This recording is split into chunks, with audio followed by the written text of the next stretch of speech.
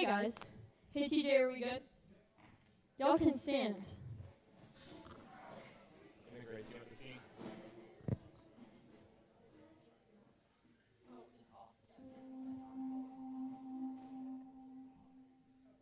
Sorry, y'all. Hey Jordan, can we get another mic up here? On Amelia, or some more batteries? Question mark. How's everyone's day? Good.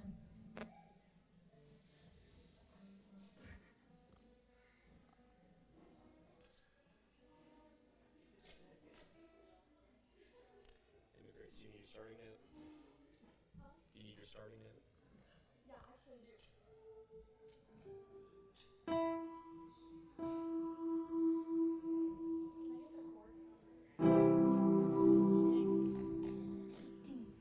Are we good? Yeah. Alright. The battery's not dead yet. Lacey, are we good? We're not. Okay, cool.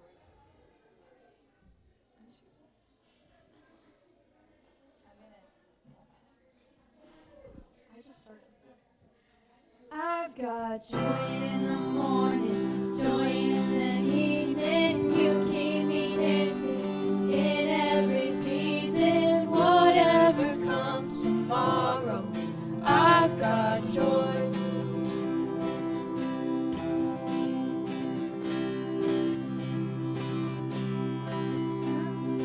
Why would I not sing of your praises even when troubles come? Why would I not worship forever? 'Cause I've seen the good you've done. And I'm not ashamed, I'm a sinner saved. No, I'm not afraid anymore. What the world calls foolish, you call freedom. Now I won't hold back anymore. 'Cause I've got joy in the morning, joy in the evening. You keep me dancing in every season. Whatever comes tomorrow, I've got joy. I'm letting go, I'm wild in your presence. Dance till the sun comes up. You make me strong whenever I praise you. Jesus, you fill my cup. I'm not ashamed, I'm a sinner saved. No, I'm not afraid anymore. What the world calls foolish, you call freedom. Now I won't hold back anymore. I've got joy in the morning, joy in the evening. You keep me dancing in every season. Whatever comes tomorrow, I've got joy. I've got joy in the sunshine, joy in the rain. You keep me dancing again and again. Whatever comes tomorrow, I've got joy.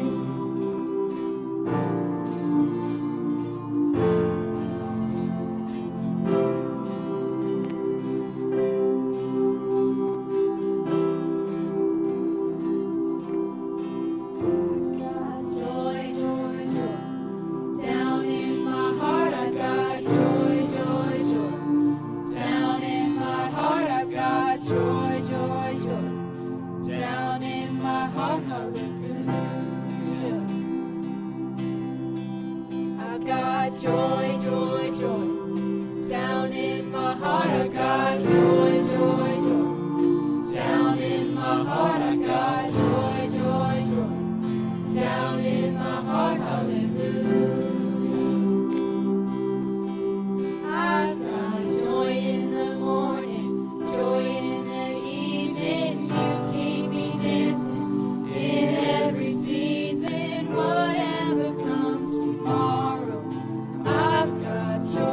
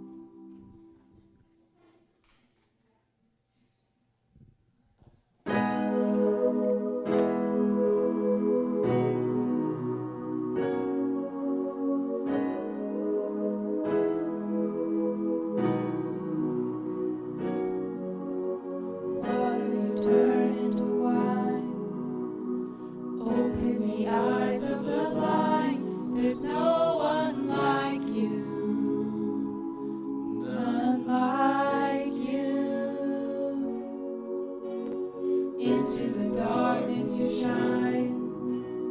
Out of the ashes we rise. There's no one like you.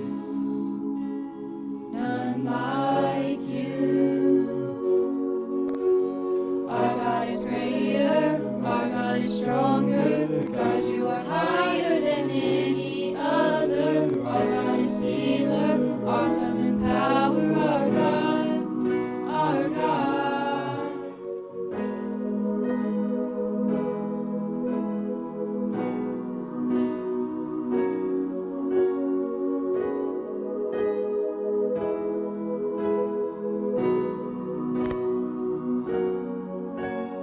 Waters turn into wine. Open the eyes of the blind. There's no one like you. None like you. Into the darkness you shine. Out of the ashes we rise. There's no one like you. None like you. Our God is greater. Our God is stronger. God, you are higher than any other. Our God is healer. Awesome in power. Our God. Our God. And if our God is for us, then who could ever stop us? And if our God is with us, then what can stand against? And if our God is for us, then who could ever stop us? And if our God is with us, then what can stand against? And if our God is for us, then who could ever stop us? And if our God is with us, then what can stand against?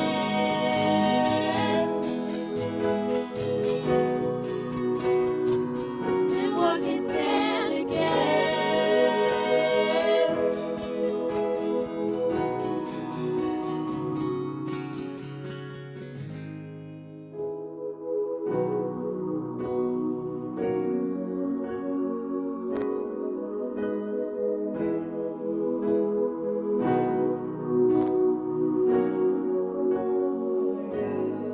God is an awesome God, He reigns from heaven above with wisdom, power, and love. Our God is an awesome God.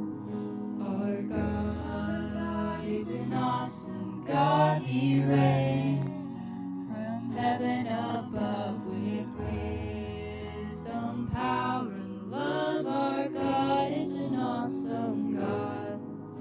Our God is an awesome God. He reigns from heaven above with wisdom, power, and love. Our God is an awesome God. Our God is an awesome God. He reigns from heaven above with wisdom, power, and love. Our God is an awesome God. God is an awesome God.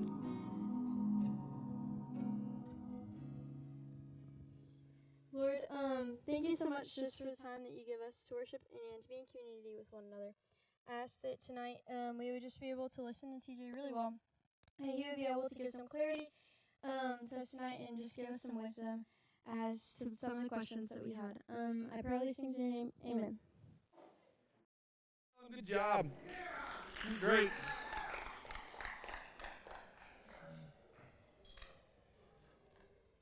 Nice job, girls. Man, that battery's almost dead too.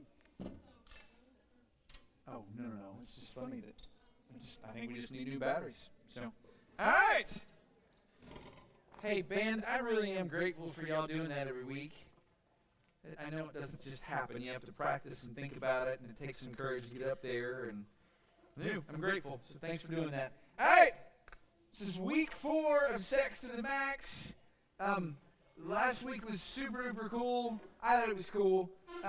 Just getting to answer your questions. I've told you before, I genuinely, there's stuff I know I want to teach you. I know that things that you need to know, but also I want to answer the questions that you've got in your head about all the Bible topics, but certainly this one because it's a really big deal. So we got a couple more questions left, and then I promise we're going to jump into the lesson, all right? So these are ones that got left over from last week, and there's two new ones. The first one's about the music challenge. So the question is, for the music challenge, is it okay to listen to an album by a Christian artist that isn't specifically Christian? Yes, but let me just kind of try to clear this up as best I can on the music channel. Right? Here's the heart behind it. Here's what you need to hear, right? I've kind of given you some buffers on, like if you're, riding in somebody else's car, you don't have control of the radio, or if you're at a choir concert, you're singing all kinds of stuff, or you guys are in the dance team, like you don't get to pick what music's being used. So you don't have control of that. Here's the heart behind it, guys. When you have the opportunity to pick music to listen to, whether it's for enjoyment or trying to concentrate, you're getting up or you're wanting to calm down or whatever, you're picking music that glorifies Jesus.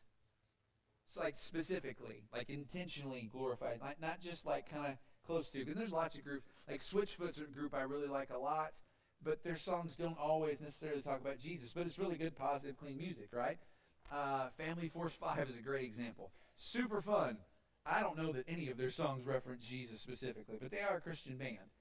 So I'm not saying those songs aren't okay during this time frame, but the goal is to be intentionally picking things that are God-honoring and glorifying, and they're going to point your mind to Jesus. Does that make sense? That's what we want to be doing, okay? So hopefully that clears it up. Okay, next question. What do you do when you're dreaming about having sex? This is a cool question, all right? I'm not going to ask you to tell me your dreams. I know some of you like to ask each other those questions. That's fine. But I will ask you this question. Do you have any control over what you dream about? Now, there is a thing I learned today. There's a thing called lucid dreaming, and it's where you try to control your dreams, and honestly, it sounds a little bit messed up, so don't do that. Right? By and large, you have no control over whatsoever what you dream about, I would say with maybe one exception. You can end up dreaming about things that you worry a lot about, and I suspect you've had like nightmares about the test you have to take the next day, right? Or a conversation you've got to have. If there's something you're hyper-focused on, that can sort of overtake your dreams because your brain is just sort of stuck in that rut, and that's what you've been thinking about. But generally speaking, most of your dreams have nothing to do with what's going on in your life. It's just whatever crazy thing popped up in your brain. It might be because you ate something weird. It might be because this is for real. It might be because the enemy is trying to implant thoughts in your head. Guess what? They can do that even though you're asleep. It's not fair. It's not right, but the enemy doesn't care. They do that kind of stuff. So I would say this. Don't freak out if you have a sexual dream, but do talk to Jesus about it and just go, hey, like I didn't want to do that. I'm sorry. You don't have to necessarily apologize, but tell God, I don't want to be dreaming about this stuff. I know it's not right. All right? So, Lord, specifically, would you protect my brain I would pray this before you go to bed every night. It's good to pray before you go to sleep every night anyway. God, would you please protect my mind as I sleep? Help me to dream about positive, encouraging, good, godly things. Right? Protect me specifically from the enemy. That being said, if you are doing things during the day, for instance, if you're listening to super sexual music or you're watching really sexual things, don't be surprised if you end up dreaming about those things. Or if you're just daydreaming about sex all the time, that can translate into what you dream at night also. So, if you're having sexual dreams, ask those questions. Okay, am I doing something during the day that's making me think this way? But otherwise, God, just protect my dreams. Awesome question. Okay, if your partner were to die, would it be okay to get married again? And would kids play a factor? So biblically speaking, yes, it's totally okay to get married again if your partner dies. In fact, the Bible kind of encourages it, especially ladies. Now, keep in mind, when the Bible was written, if you were a female, you just didn't have a whole lot of say-so over your life, and so it was good to be married. There was an extra layer of protection and help and all that kind of stuff. But even still, there's a lot of value in remarrying. That being said, if you do have kids, you absolutely need to be thinking about your kids and those decisions. Because I have seen this happen before where somebody becomes a widow or a widower much earlier than ever anticipated. And then they go to get remarried and they don't necessarily take their kids into consideration and they marry somebody that they really get along with, but that person and their kids don't get along real well. And that's not great, right? Some of you already kind of live in those situations where you don't necessarily get along so well with mom or dad's spouse because they've remarried. And it's a bad situation to be stuck into. So yes, if your spouse dies, it's good to get remarried, but you've got to take your kids into consideration with every decision. That's just a good, solid rule of thumb. Does that make sense? Cool. Let's keep rolling. Y'all are doing awesome. Is taking birth control to prevent pregnancy a sin? I love this question. No, it's not. Now, there are groups that suggest that it is, and so I would say this. The reason why that happens is not all birth control works the same way. There are some forms of birth control. There's this thing called spermicide that literally just kills sperm when it enters the body. Spermicide. There's this bad joke called the sperminator, right? Nonetheless, that's what happens. So if there's no sperm, can an egg be, what's the word I'm looking for? Fertilized, thank you. If there's no sperm involved, can an egg be fertilized? No, if an egg is fertilized, we call that conception. We believe that life begins at conception. So if there's no sperm and there's no fertilization, is there a baby, even teeny tiny? No, so that birth control is totally okay. Here's why I bring this up. There are some forms of birth control specifically, not all oral birth control, but some forms of oral birth control that specifically affect your uterine lining, girls. Right? And what that means specifically is it's possible for you to still get pregnant, the egg still gets fertilized, but when the egg moves from your ovaries down to the uterus, you know how it's supposed to attach. You guys familiar with how babies come about? Some of you are, some of you are not. Some of you are like, I don't know any of the words you just said. That's okay. You will get there in biology. But here's what you need to know. It starts with the sperm and an egg, and when those two collide, that's fertilization, that's conception, new life has began. And then after that egg moves down the fallopian tubes, down into the uterus, it attaches to the uterine wall. However, some forms of birth control force your body to shed its uterine wall. Some girls take birth control to help control their periods. Not necessarily that particular form. That all being said, in that particular type of birth control, even though it's really, really microscopic, that's still causing the death of that particular egg because it's already been fertilized. There's already a new life there, but now it's literally just flushing it out with everything else in your body. So that type of birth control I get sort of icky about because, again, I believe life begins at conception. But as far as all the other kinds, yeah, for sure. That's not, like, there's nothing in the Bible that says you can't do that. Make sense? Lovely. Good. Y'all are doing awesome. Seriously, we're almost done. How can you have a best friend who's the same sex as you without it seeming like y'all are in a romantic relationship, like physical affection specifically? Now, all the dudes are looking at me like, what are you talking about? All right? In America, by and large, dudes do not do this. Funny enough, you know where that does happen? Like physical affection between guys? In the Middle East, of all places. Saudi Arabia, Iraq, all these places where you think of like, well, we tend to think like terrorism and really like bad guys. It's not uncommon at all to see two dudes walking down the street in full hijabs holding hands. You're like, okay, that sounds weird. It is weird. That's just not like part of our culture. Like if you tried to hold, like even right now, I know. Listen, yeah. I was just about to say, if Lucas tried to take Ilario's hand, Ilario would probably punch Lucas, right? So we're not going to do that.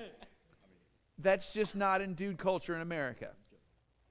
I will say, here's what's sad. The way our culture has shifted, girls have always been I say handsy, that's not a great term, but girls have always been affectionate with one another, right? Yeah, shh.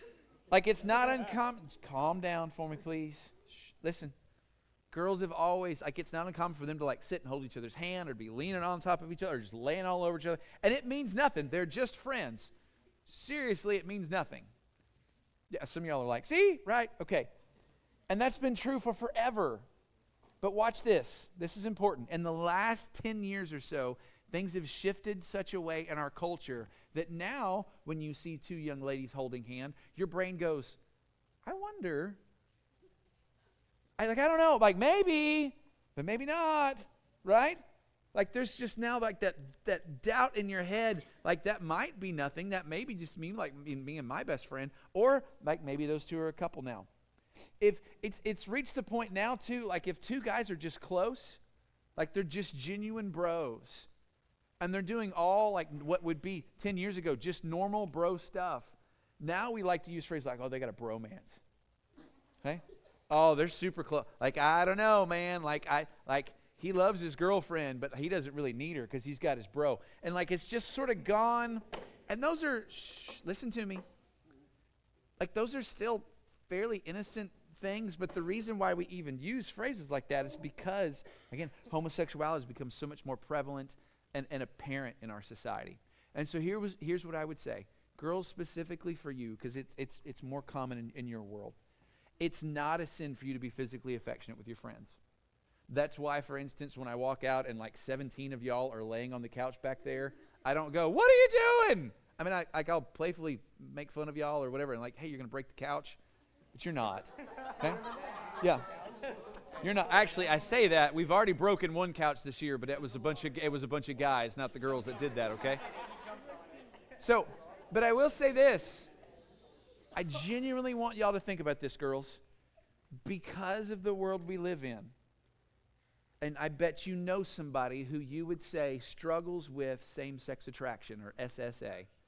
Because you know people that struggle with same-sex attraction, the most loving thing you can do is to not do confusing things for them. So for instance, like if they have same-sex attraction, it's a young lady that like, I want to hold another girl's hand, but it's not because like we're tight. Like I want to hold another girl's hand because I really like that girl. And we would go, no, that's not good. That's not helpful. But it's also at the same time, you would go, okay, that's fine. But why is it okay for like Kaylee and Rebecca to hold hands, but it's not okay for like two girls that do actually like to not hold hands? And the answer is, well, you're right. That's not fair. So one of the most loving things that we can do, even though it's like you're giving up your rights, so to speak, is to not do that stuff. So I'll use another example. Okay, Becca and I are married. I love kissing my wife. Surprise, surprise, right? She loves kissing me, and then more, right? So watch this. Because I'm married, I can do whatever I want with Becca, right? But just because she's not even in here. That's funny. Just because Becca and I are married and I can do whatever I want with Becca doesn't mean I need to be doing that in front of everybody. Because that's not only not fair, it's not right. That would also be inappropriate. But also, I'm not talking like she and I having sex in front of people. I mean, like if I just decided to, you know what, I'm just going to make out with Becca in the back of the room. I can do that because we're married. And boo on you if you don't like it. Except that makes other people uncomfortable, but I can also just get really confusing to people. Like, well, I know they're married, but like I would like to make up with somebody and I can't. And them doing that just is kind of putting a little bit of temptation in my life. Is this making sense? So even though I have the right to, and even though it's perfectly acceptable for me to, I choose not to do those things. Now, some of y'all are going to go, "I've seen you kiss Becca before." You're right, but you've never seen me make out with, unless you're being weird. You've never seen me make out with Becca before. You've probably seen me hold Becca for a little bit before, but you've never seen me like just be all over her before. And there's a reason for that. And it's not just because Becca's super modest, although she is. It's because we want to love and protect y'all and just be appropriate around you. We're making that choice. So it's good, girls, again, specifically for you, but also for you guys, and not just this realm, all realms. Okay, if there's something that I'm doing that really is okay, but it's causing other people who struggle to sin, then I need to stop doing that thing, whatever it is. With me? Yes.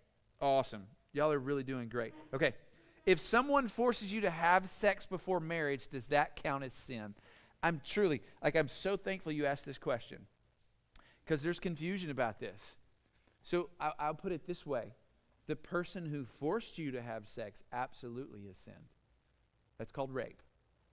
And for whatever reason, there's a part of our society right now, you can't say that word. You can. That's what it's called. It's called rape. It's not a fun word. It's an awful thing. It's literally one of the worst things you can do to somebody. And just so you know, in the Old Testament, if you were a guy and you raped a woman, you got stoned to death. That's how serious the Bible takes it. It's a big deal, right? So, if you get raped, no, you have not sinned. I go so far as to say, and some people disagree with me, that's okay. I think virginity is something that you give away. It's not something that can be taken from you. Like in the spiritual sense. Yes, physically, I know. Like physically, that act has happened to you. But in the spiritual sense, I didn't choose to give that part of me away to someone. It was taken from me. And that's a different thing. With me? But I will say this in relation to the rape thing. And I want you to listen to me because I don't want there to be any confusion. It is possible for you to have been doing things that were sinful that led up to that point. Now, do not hear me say, okay, you led that guy on, so you got what you deserved. No, it's never, ever, ever, ever okay. Also, it's possible for a girl to rape a guy. That should be said. It's not as common, but it is possible. That being said, it's never okay for someone to force themselves on you. It's not okay for someone to force their hands on you, whether they're trying to do a full-blown sex act on you or just to grab you in a sexual manner. Not okay, ever. That's always sin. Is it possible for you to lead somebody on and that can be sinful? Yes. But that still doesn't make what they did okay. Everybody with me? No confusion here, for real. Like that one's super big to me. I don't want you, I'll say it this way too. I'm saying it that way because, and I don't know this for fact, I just know like percentage-wise and how stats work in the world, like 1 in 6 20-year-old women have been molested in some form or fashion. That's the statistic that gets passed around. And it's something like 1 in 10 guys. So like sexual abuse is a big, big deal in our country. So if that is you, man, the last thing I want is you carrying around shame, feeling like, man, I this is my fault. I did this. It's not. It's not your fault. Is it possible you could have done some things differently? Sure. But someone forcing themselves on you is always, always, always sin on their part. Capiche? Awesome. All right. The last question is this. Can we spend more time in the lesson and not just talk about questions? Maybe you could choose like a week dedicated to questions so we can get to the lesson. Yes, let's get to the lesson. Y'all ready to do that? Very, very cool. Okay. Yeah. Let's do what?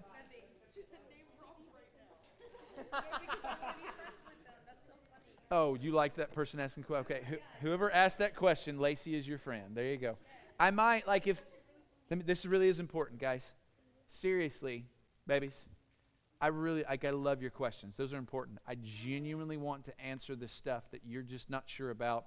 We did the anonymous thing so that you feel like you can ask a question if you're just nervous about whatever. Like I suspect, I hope not, someone asking about rape, that's usually loaded. It's not just like I'm curious, and maybe it's because you know somebody and you just want to be able to encourage them. But I want you to be able to ask me. I very much want you to just feel comfortable enough to know, like you can ask me anything. I'm not going to throw rocks at you. I'm not going to yell at you. I'm not going to make fun of you, truly. But if you need to have that like anonymous thing, that's cool. That's why that's there. That being said, if I need to start answering questions maybe via videos or something, we can do that too. But I want to answer your questions. Okay, I don't have my phone, Brooklyn, so go to God number 2 on the slide there. Right there, boom.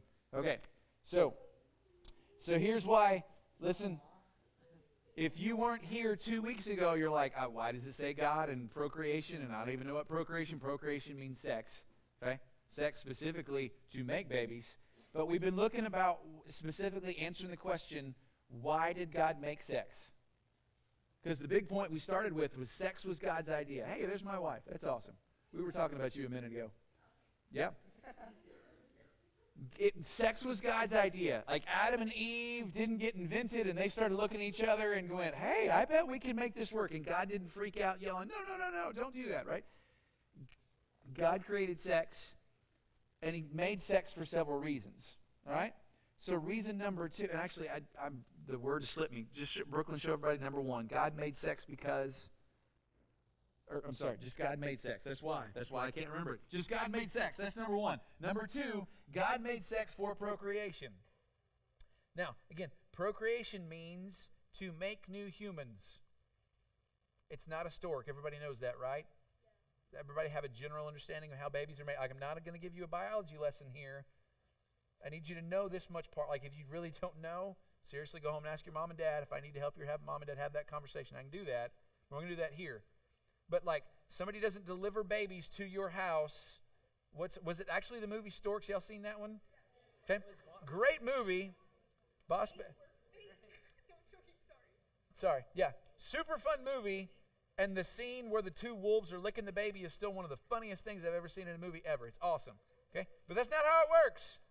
And this is actually good too, by the way. Nobody gets surprised by a baby. And what I mean by that is you're not going to wake up one morning and there's a baby in your house. You're like, whoa, what happened? Like, Amazon doesn't deliver babies. You get, listen to me. Now, some of you are going, well, what about adoption? Yeah, that does work that way. Like, Emma Grace got a baby, like all of a sudden, really fast. Like you went one day, I don't have a baby sister, to, oh, wow, I got a baby sister in my house. There was a lead up to that, but when you went to school that morning, you didn't know there was going to be a baby in your house. And you came home, there was a baby in your house, right? That was pretty awesome. I got that phone call that day. That was like 6 years ago now, right? December-ish, 6.5 years. Really, really cool. That's how adoption works. But like, they don't just show up at people's houses randomly and go, here, have a baby. Like, you sign up for adoption. Here's why I bring this up. Procreation is cool because God made a way of making new human beings in a way that wasn't going to surprise you. Like, he still gives you a 9-month runway, girls, usually. Again, the twins were born at 7 months. You get some time from the time you get pregnant to prepare. And it's not a surprise. There's only been one human being on planet Earth in the history of ever that didn't know she was going to end up pregnant and ended up pregnant. You know what we're talking about? Very good. Yeah, she didn't do the thing to get pregnant. Every other human being that's ever gotten pregnant did the thing to get pregnant. Right? Now, again, like sometimes that was forced on people, but nonetheless, the thing happened to get pregnant. So there's like, oh, wow, how did this happen to me? So God made sex for procreation. Now, like everything else in relation to sex, people screw that up. People do wrong things and they abuse God's gifts. But in a perfect world, when it's all works the way it's supposed to, how cute is that, right? Some of you are like, oh, babies. Yeah, I love that picture. It's super fun. So that's number 2. God made sex for procreation. Number 3, God made sex for pleasure. And I like these pictures, specifically like the dude up top that's like freaking out. Like there are some guys on planet Earth that like sex kind of freaks them out, and it's the girl that's like, woohoo, right? Like that is the thing. Truly. And then the more common one is there's the guy that's like, woo! And the girl's like, I don't know about this. And then in some cases, everybody's pumped. And ideally, if you approach sex the right way and you're doing it in the right scenario, everybody's pumped. Like this is it's okay to be nervous, certainly your first time, because it's a little bit weird. But nonetheless, God made sex for pleasure. He didn't just make it to make babies. I want to look at these verses. Go to Proverbs 5. We're going to do this fast. Proverbs 5. This is a cool passage. Actually, all the passages we're looking at today are really cool. After Psalms, very good. Proverbs 5, 15 through 20. Listen to this. I'm going to read it to you. Drink water from your own cistern. Hang on, TJ. I thought we were talking about cistern. Yeah, cistern. Yeah, I know.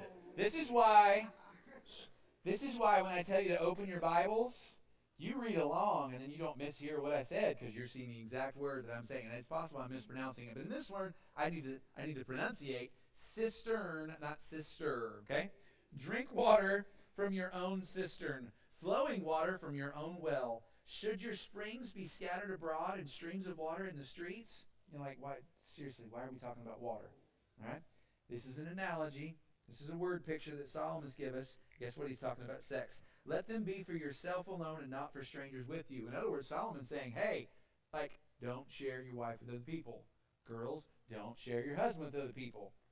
Enjoy that person alone, all for yourself. And this is where things get interesting. Verse 18, let your fountain be blessed and rejoice of the wife of your youth. A lovely deer, a graceful doe. Let her breast fill you at all times with delight. Be intoxicated always in her love. Why should you be intoxicated, my son, with a forbidden woman and embrace the bosom of an adulteress? So we went from talking about water to now we're talking about intoxication, which, what are we talking about there? Drugs. Well, actually, yes, drugs can intoxicate you, but no, they weren't doing drugs in that day. Very good. This alcohol. No, this is not this. I need you to listen really closely and calm down, all right? You're way too excited about all the wrong things. He's saying your wife's body should be so exciting to you it feels like you're drunk. Your spouse's body, by the way, you can flip this, girls. I know we're using like guys talking to girls here. We're about to flop that, by the way. But this works the same way too. Girls, you should be so excited about your husband's body that it feels like you're drunk. Like it's so, like you're enraptured. You're just completely consumed with how awesome this thing that God has given you is. This human being that God's given you to share life with. It's not just to make babies. God meant for sex to be fun. And guess what it is? And the way you can know that is lots and lots and lots and lots and lots and lots of people do it, even though they know they're not supposed to. Even they do it at times they're not supposed to. Do it with people they know they're not supposed to, and they do that because it's fun. All right? And God meant for it to be fun. This is a super cool thing. So jump over to Song of Solomon, chapter 5. This is after Proverbs, after Ecclesiastes.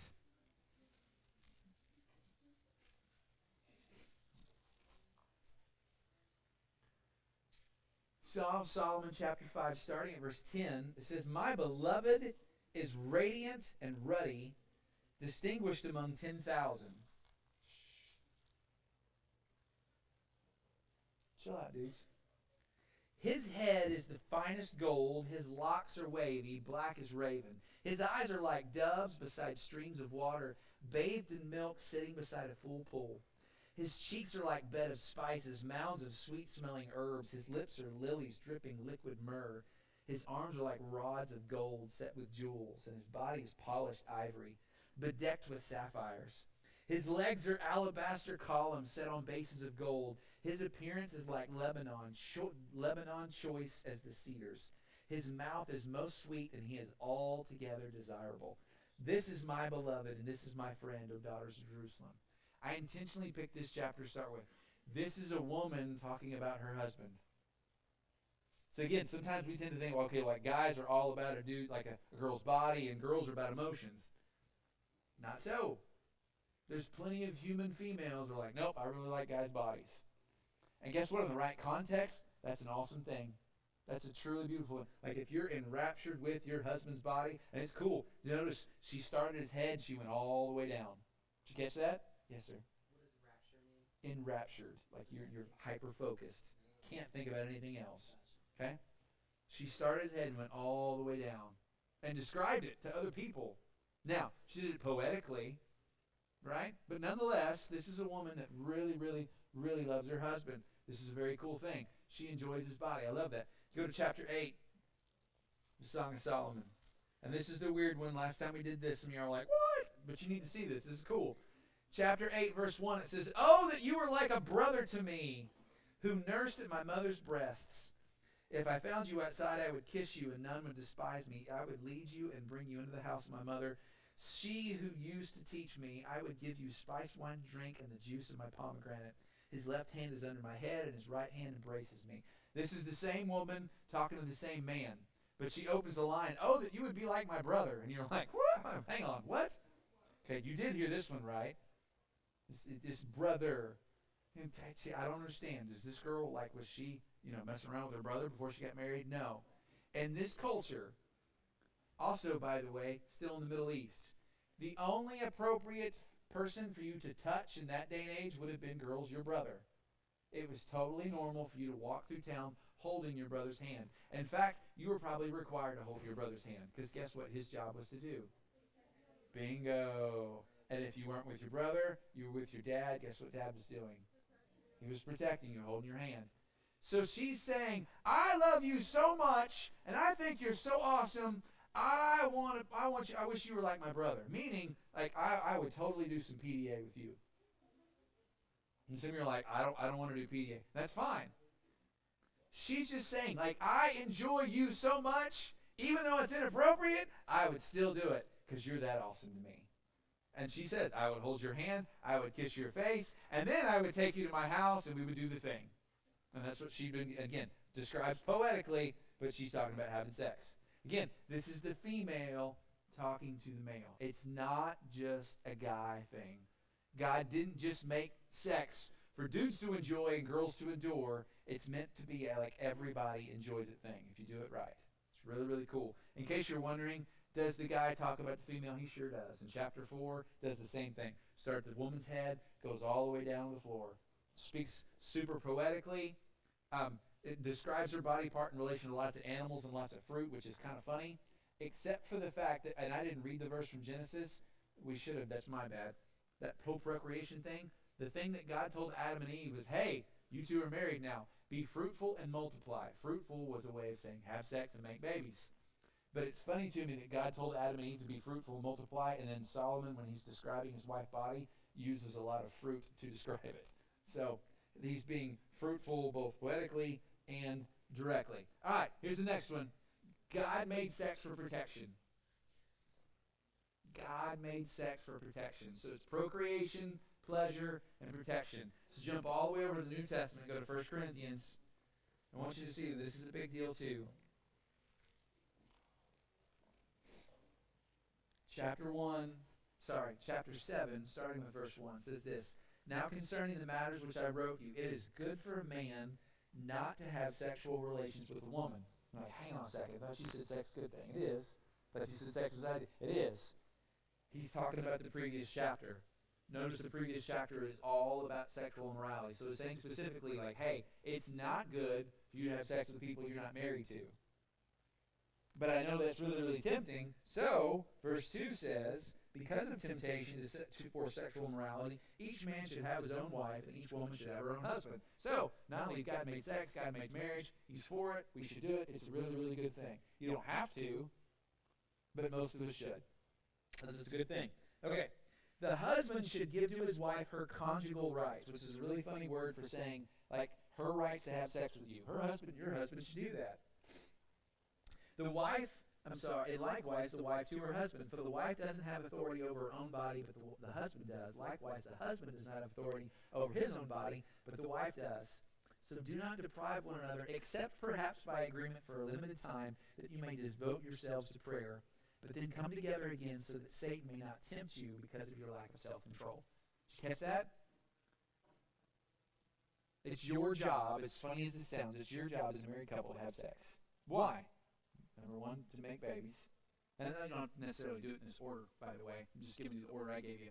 Number one, to have babies. Babies are a good thing. Number two, to enjoy it. Like God gave you this gift to enjoy. In fact, you will have sex far more often for pleasure than you will have babies. Right? But then number three, it's also a protective act. Protection from what? Protection from temptation. Now we've already seen that we live in a very sexual world. Yes. Is sex like pretty much everywhere? Yes, it's in our music, it's in our media. Like even if you're just innocently scrolling through social media, are there not several sexual-ish reels that pop up? Again, and not just girls that are dancing around half naked. Dudes are doing the same thing. It's just designed to appeal to you physically. Hey, look at me. Hey, think about this. You go to Walmart and you walk down the aisles and there's just ads of even how we like advertise stuff. Here, buy this ice cream. I don't want any ice cream. Okay, here's this really good-looking person eating ice cream. Oh, well, now I'm interested in ice cream. And we, like, you're going, that sounds dumb, but we do that, don't we? Oh, Tom Holland eats that ice cream? I want that ice cream now. Okay. Sydney Sweeney eats those particular kind of candy? Okay, I'm in. We're that way. The reason we do that is because it works. So watch this. God says, just really, really simply, have sex with your spouse. Do it a lot. This is how you protect each other. You're literally meeting each other's needs. I love this picture. At least all these arrows find this couple. Like the devil doesn't go, well, dang it, they're married. I can't do anything to them now. No, the devil works even harder now to get people to sin. I had a pastor one time tell me, and I thought this was so good. When you're not married, the devil does everything he can do to try to get you to have sex with the person you're not supposed to have with. And then after you get married, the devil does everything he can do to try to get married couples to not have sex. He's constantly switching the game on you. Before you get married, have sex. Because it's wrong. It's sin. This is not good for you to do. After you get married, no, you don't have sex anymore. Don't do anything else but have sex. Because it is a way to get to you and distract you and tempt you and lead you astray. It's looking to destroy you. So God says, really, this is really, really cool. God says, do it. Take care of each other. If you're in the military, they have this thing called mandatory fun, which sounds like an oxymoron, right? Like nobody has to tell me to have fun. But the Army, literally, they will order people, hey, today you go home and you hang out with your family and you do fun things. In fact, we're going to organize it for you. All of us are going to meet at the park at 0800 and we're going to have fun today. And everybody goes, yes, sir, okay. And you're going, that sounds really stupid. And because, like, why would anybody have to be told to have fun? But watch this. Families don't always have fun together, do they? Nope. They don't. And so the Army says, hey, this is a good thing. You need to do this. Watch this. You wouldn't think that a married couple had to be told, hey, like, you need to have sex. But we do. So God says, seriously, like, have sex, do it often. You're doing it for protection. Procreation, pleasure, protection. You with me? Sweet. Go to the next slide. Oh, dang it. I'm sorry. We got to stop. Good grief. Yeah, I do like this slide. God's not anti-sex. You got to know this. And I really like the "Thank you, Jesus" from Sheldon. If you know that saying from Big Bang. If you don't know that guy's an atheist, but he's thanking Jesus. It's pretty funny. So anyway, God's not anti-sex. Guys, I love y'all. Let me pray. We'll get out of here. God, thanks for these incredible kids. I do. I love them so much. Bless their minds. Help them to understand this stuff. Help them to understand your word and your heart and why you made this incredible thing called sex and how you want us to use it. We love you. It's in Jesus' name we pray. Amen. Love you guys. See you later.